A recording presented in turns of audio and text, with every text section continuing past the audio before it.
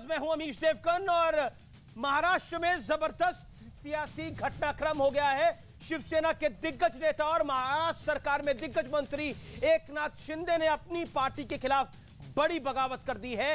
एकनाथ शिंदे इस वक्त सूरत के एक होटल में मौजूद हैं और दावा किया जा रहा है कि उनके साथ 26 विधायक हैं, जबकि सूत्रों का कहना है कि यह संख्या 37 तक पहुंच गई है।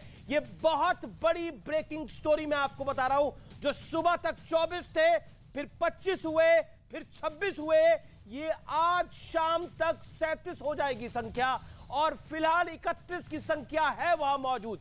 यह बड़ा घटनाक्रम है और ये तमाम विधायक सेना के हैं, यानी उद्धव ठाकरे के साथ मात्र 14 से 15 विधायक हैं और बाकी तमाम विधायक इस समय शिंदे के साथ है। क्या वाकई पार्टी अब शिंदे हो गए हैं? यह एक सवाल खड़ा होगा। सवाल है कि एक दौर में ठाकरे परिवार के बेहद करीबी रहे एकनाथ शिंदे आखिर इतने नाराज क्यों हो गए हैं? आज उसकी पूरी इनसाइड स्टोरी मैं आपको न्यूज 18 इंडिया पर बताऊंगा। लेकिन बड़ा सवाल है कि क्या महाराष्ट्र सरकार की उल्टी गिनती भी शुरू हो गई है इसके साथ, क्योंकि मुंबई से लेकर दिल्ली और सूरत तक जोरदार सियासी पॉलिटिकल एक्शन देखने को मिल रहा है। शिवसेना कह रही है कि जो कुछ हो रहा है उसके पीछे सिर्फ और सिर्फ भारतीय जनता पार्टी का ऑपरेशन है और सियासी चाल है। तो बीजेपी कह रही है कि संजय राउत जैसे नेताओं का बड़बोलापन शिवसेना पर भारी पड़ रहा है और हम कुछ नहीं जानते। और इन सब के बीच आज सीटों के समीकरण का विश्लेषण करना भी बड़ा जरूरी होगा। क्या इसी से तय होगा उद्धव सरकार का भविष्य या फिर बच जाएगी ये सरकार? आज देश की सबसे बड़ी सियासी हलचल पर आर पार होगा।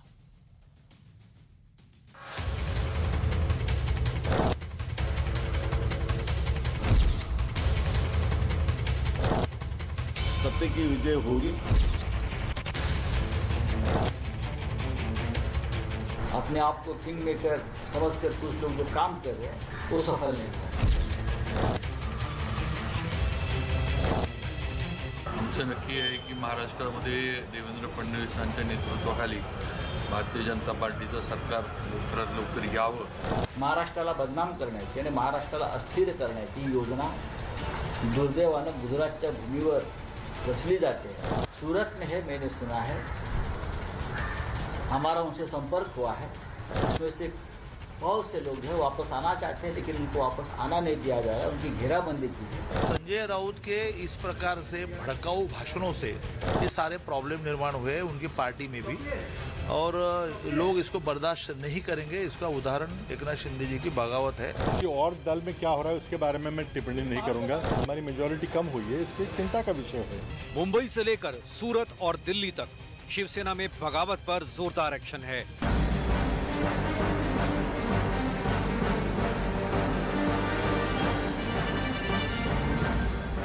शिवसेना के दिग्गज नेता और उद्धव सरकार में मंत्री एकनाथ शिंदे की बगावत पार्टी पर भारी पड़ रही है। 2 दर्जन से ज्यादा विधायक पार्टी के लिए नॉट रीचेबल हो गए हैं। सूत्रों के हवाले से खबर है कि शिंदे शिवसेना और सरकार पर अपने मंत्रालय में हस्तक्षेप, आला कमान की अनदेखी, विरोधी नेताओं को महत्व देने, शिवसेना के कोटे से कम मंत्री बनाने, छोटे दलों को मंत्री पद देने जैसे गंभीर आरोप लगा रहे हैं।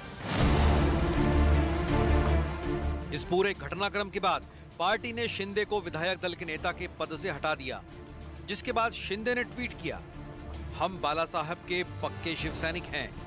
बाला साहब ने हमें हिंदुत्व सिखाया है।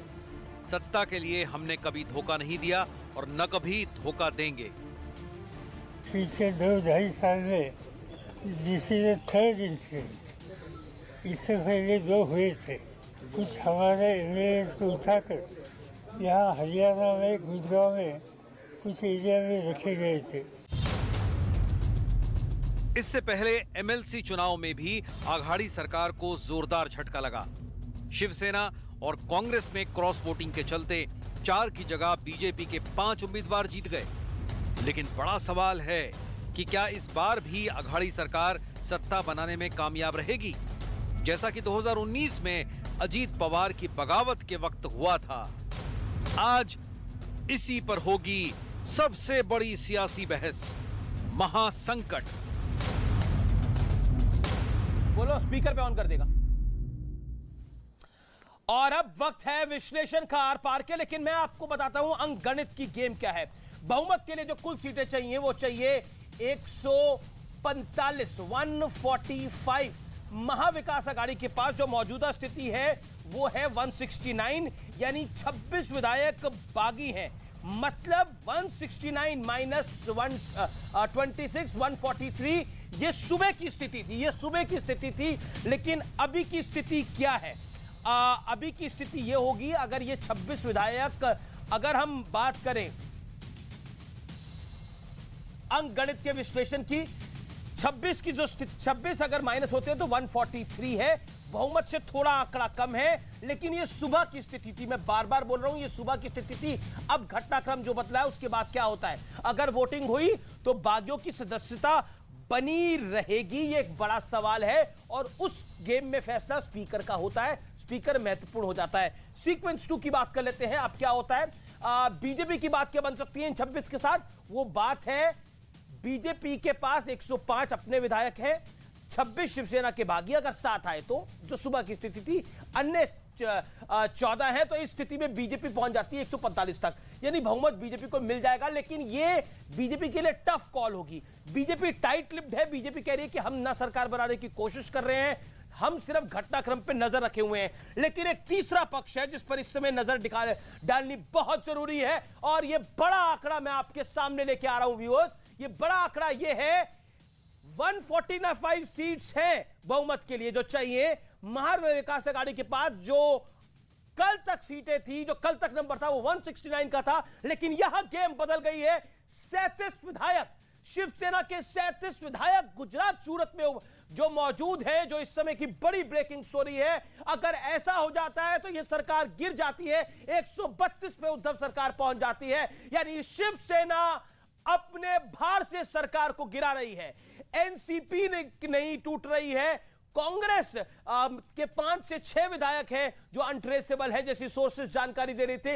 लेकिन 37 विधायक जो टूटते हैं वो सेना के टूटते हैं, और वो 37 विधायक अगर जाते हैं तो शिवसेना की सरकार, उद्धव ठाकरे की सरकार अपने बोझ से गिर रही है, शिवसेना के बोझ से गिर रही है। और अगर ये 37 विधायक इंटैक्ट रहते हैं शिंदे के साथ, तो असली पार्टी शिंदे हो जाते हैं उस घटनाक्रम में। असली शिवसेना के शिंदे हो जाएंगे। ये कई सारे बड़े सवाल उभर के सामने आएंगे अगर 37 विधायकों का समर्थन शिंदे के पास है। अभी तक की जानकारी के मुताबिक 31 से 32, 5 और विधायक अगर पहुंचते हैं तो फिर यह बड़ा घटनाक्रम हो जाएगा। और मेरे सोर्सेस ये कहते हैं पिछले 6 महीने से एकनाथ शिंदे नाराज थे और वो इंतजार कर रहे थे एंटी डिफेक्शन लॉ ना लगे, मेरे पास नंबर इतना बड़ा हो कि मैं पार्टी को पूरी हासिल कर लूं। एग्जैक्टली एकनाथ शिंदे वही कर रहे हैं। और 37 विधायकों के साथ एकनाथ शिंदे अगर अलग हो जाते हैं, जो लग रहा है हो रहे हैं, तो अल्पमत में आ जाएगी उद्धव सरकार,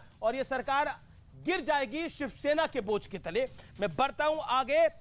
अगर बीजेपी का निर्दलीय साथ लेते हैं, जिसमें अन्य 4 हैं और 9 निर्दलीय, तो बीजेपी का नंबर 155 आ जाता है। 145 का नंबर चाहिए, जादुई आंकड़ा 141 का नंबर चाहिए, 155 का नंबर आ जाता है। शिवसेना की बागी 37 अगर साथ आए तो अन्य 4 और निर्दलीय 9, ये बीजेपी के साथ स्थिति हो जाती है। ये बड़ी इंटरेस्टिंग है घटनाक्रम। और एकनाथ शिंदे की बगावत क्यों हुई है ये जानना इस समय बड़ी जरूरी है कि क्या कारण है। इसका पहला कारण है पार्टी के भीतर अनदेखी से लगातार नाराज थे, इंटरफेरेंस था, अपने मंत्रालय में दखल से बहुत परेशान थे।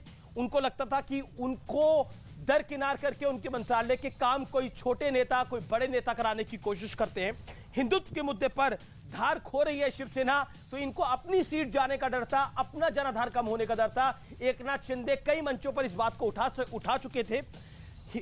सावरकर पर कांग्रेस की टिप्पणी से भी गुस्से में थे। सावरकर पर आए दिन कांग्रेस टिप्पणी करती थी, और सावरकर, वीर सावरकर जो थे वो शिवसेना के लिए भी आराध्य हैं, और उससे बहुत परेशान थे। उससे वोट बैंक खिसक रहा था, मराठी वोट बैंक जो एकनाथ शिंदे का था वो खिसक रहा था, इनके विधायकों का खिसक रहा था, उससे भी वो हताश और निराश और परेशान थे। बीजेपी को लेकर शिवसेना का तो निरंतर रुख बहुत कड़क हो गया था, उससे भी नाराज थे। इनको लगता था कि बीजेपी हमारा नेचुरल अलायंस है, उनसे अलायंस तोड़ के रिश्ते इतने खराब कर लेने से हमें नुकसान होगा। और जमीनी जुड़े हुए नेता एकनाथ शिंदे की रिस्पेक्ट जो है वो एक ग्राउंडेड नेता की है, जो जमीन पर अपनी लड़ाई लड़ते हैं और बहुत पुराने शिव सैनिक हैं, हम कह सकते हैं। इसके अलावा हनुमान चालीसा और लाउड स्पीकर को लेकर जो सेना सरकार ने अपना स्टैंड रखा, उससे भी बड़े नाखुश थे। इसके अलावा राज्यसभा में जो टिकटें बटी, उससे भी लगातार वो परेशान थे, ऐसी सोर्सेज जानकारी दे रहे हैं। सातवीं बात, इमरान प्रतापगढ़ी को जो राज्यसभा भेजने का जो फैसला हुआ और कांग्रेस का समर्थन शिवसेना ने कर दिया, उससे भी नाराज थे, क्योंकि इमरान प्रतापगढ़ी लगातार कई ऐसे अनर्गल बयान देते रहे हैं, कंट्रोवर्शियल पास्ट रहा है जिनका बयानों को लेकर, वो काफी जबरदस्त था। मेरे साथ यतेंद्र शर्मा मेरे संवाददाता जुड़ रहे हैं इस समय, वो मौजूद है केंद्रीय